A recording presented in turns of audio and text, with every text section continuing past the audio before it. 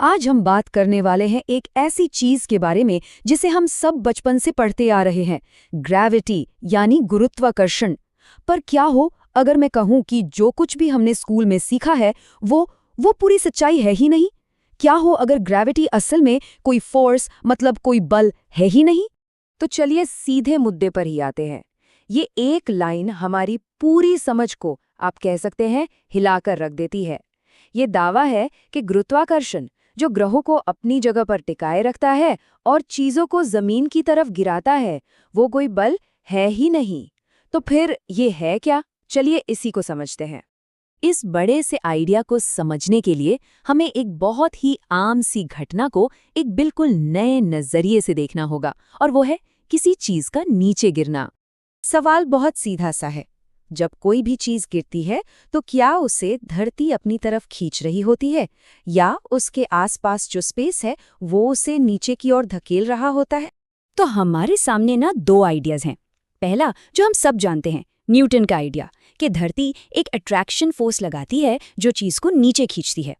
और दूसरा, एक बिल्कुल अलग नजरिया कि आसपास का स्पेस ही उसे नीचे की तरफ पुश करता है। अब मजे की बात यह है कि दोनों ही सूरतों में नतीजा एकदम सेम है, चीज तो नीचे ही गिरेगी, लेकिन सोचने के तरीके का ये छोटा सा फर्क हमारी पूरी समझ को बदलने वाला है। देखिए, न्यूटन का गुरुत्वाकर्षण का नियम एक बहुत बड़ी खोज थी, नो डाउट, लेकिन उसमें एक ऐसी पहेली छुपी थी जिसे खुद न्यूटन भी सॉल्व नहीं कर पाए थे। न्यूटन का सिद्धांत कहता है कि इस ब्रह्मांड में हर चीज हर दूसरी चीज को अपनी तरफ खींच रही है। सूरज धरती को, धरती हमें, सब कुछ एक दूसरे से जुड़ा हुआ है। पर असली सवाल तो यहीं से शुरू होता है।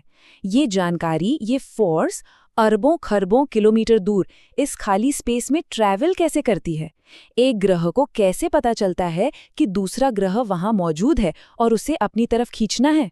मतलब सूरज और धरती के बीच ऐसा है क्या? वो कौन सा मीडियम है जो इस फोर्स को एक जगह से दूसरी जगह तक लेके जाता है? यही वो सवाल था जो न्यूटन को परेशान करता था। तो न्यूटन ने ये तो बता दिया कि ग्रेविटी क्या करती है, लेकिन वो ये नहीं बता पाए कि वो कैसे करती है। और इस कैसे का जवाब मिला करीब 200 साल बाद आइंस्टाइन से। और इस पहेली का जवाब देने के लिए आइंस्टाइन ने हमें ब्रह्मांड को देखने का एक बिल्कुल ही नया, एक रेवोल्यूशनरी नजरिया दिया। आइंस्टाइन ने सोचा, दो चीजों के बीच में क्या है? स्पेस। तो क्या हो अगर स्पेस ही वो मीडियम हो जो इस जानकारी को ले जा रहा हो? उन्होंने कहा कि स्पेस खाली नहीं है, बल्कि ये एक चादर की तरह है, एक फैब्रिक जिसे मोड़ा जा सकता है, जिसमें कर्व लाया जा सकता है। और इसी कमाल के आइडिया को कहते हैं स्पेस टाइम कर्वेचर, यानी स्पेस टाइम का मुड़ना। आइंस्टाइन के हिसाब से कोई भी भारी चीज जिसमें मास हो या एनर्जी हो, वो स्पेस टाइम की इस चादर को मोड़ देती है।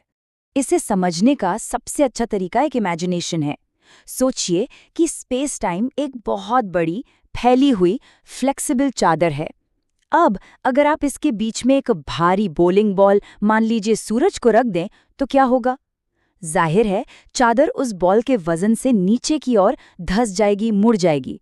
अब अगर आप एक छोटी सी गेंद, जैसे कि हमारी धरती, को उस चादर पर लुढ़काएं, तो वो सीधी जाने के बजाय उस बड़ी बॉल के बनाए हुए कर्व में, उस गड्ढे के चारों ओर घूमने लगेगी।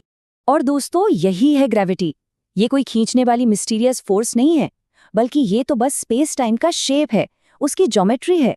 ग्रह और दूसरी चीजें बस स्पेस टाइम के इन मुड़े हुए रास्तों पर चल रही हैं, उन्हें कोई खींच नहीं रहा। वो तो बस सबसे सीधा रास्ता ले रही हैं, जो अब मास की वजह से घुमावदार हो चुका है। तो जहां न्यूटन ने क्या बताया, आइंस्टाइन ने कैसे समझाया? ग्रेविटी कोई फोर्स नहीं, बल्कि स्पेस टाइम के मुड़ने का ही एक नतीजा है। आइंस्टाइन का ये जवाब था तो बहुत कमाल का, पर जैसा साइंस में हमेशा होता है, हर जवाब अपने साथ कुछ और नए और भी ज्यादा गहरे सवालों के दरवाजे खोल देता है। अब मन में एक सवाल आ सकता है कि अगर स्पेस मुड़ा हुआ है तो हमें दिखता क्यों नहीं? और ये सवाल आना बिल्कुल नेचुरल है, पर सच तो ये है कि हमारी आंखें हमें धोखा दे सकती हैं, लेकिन मैथमेटिक्स वो धोखा नहीं देती। आइंस्टाइन की इक्वेशंस, उनका गणित बार बार एक्सपेरिमेंट्स में सही साबित हुआ है, भले ही हम उस कर्वेचर को अपनी आंखों से डायरेक्टली ना देख पाए। और ये हमें उन बड़े सवालों पर ले आता है जिनका जवाब आज भी हमारे पास नहीं है। पहला, हम ये तो जानते हैं कि मास स्पेस टाइम को मोड़ता है, पर ठीक ठीक कैसे? इसका असल प्रोसेस क्या है? दूसरा, क्वांटम मैकेनिक्स, यानी वो थ्योरी जो एटम्स और पार्टिकल्स की छोटी सी दुनिया को समझाती है, वो ग्रेविटी के मामले में आकर एकदम चुप हो जाती है। इन दोनों थ्योरीज को एक साथ कैसे जोड़ा जाए, ये आज फिजिक्स की सबसे बड़ी चैलेंज है। और आखिर में, अगर ग्रेविटी एक फोर्स नहीं है, तो फिर फंडामेंटली ये है क्या? तो आज विज्ञान इस मोड़ पर खड़ा है। हम ये जानते हैं कि गुरुत्वाकर्षण क्या नहीं है, वो न्यूटन वाला कोई रहस्यमयी बल नहीं है, लेकिन हम अभी भी पूरी तरह से ये नहीं जानते कि वो असल में है क्या। ये स्पेस टाइम की एक प्रॉपर्टी है, पर ये अपने आप में क्या है, ये अभी भी एक बहुत बड़ा सवाल बना हुआ है। और ये हमें एक बहुत ही दिलचस्प सोच पर लाकर छोड़ देता है। हर जवाब अपने साथ और भी गहरे सवाल लेकर आता है। शायद ब्रह्मांड की यही तो खूबसूरती है। हम जितना इसे समझने की कोशिश करते हैं, ये उतना ही हमें अपनी विशालता और अपने रहस्यों का एहसास कराता है। तो अगली बार जब आप किसी चीज को गिरते हुए देखें, तो एक पल के लिए जरूर सोचिएगा, क्या वो खिंच रही है या उसे स्पेस टाइम ही धकेल रहा है।